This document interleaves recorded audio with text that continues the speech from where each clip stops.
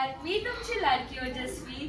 आज नागपंचमीच्या शुभ मुहूर्तावर मी आजीसाठी एक नवीन चॅनल उघडत आहे, ज्यामध्ये आजी सगळे तिचे जुने म्हणजे तिला येणारे सगळे जुने पारंपरिक ओव्या आम्ही तुमच्या समोर आणणार आहोत। आणि आज नागपंचमीचा शुभ मुहूर्त आहे, म्हणून ह्या सणापासूनच आपण ओव्यांची सुरुवात करूया। चालेल चालेल हो कवळी. हा हो.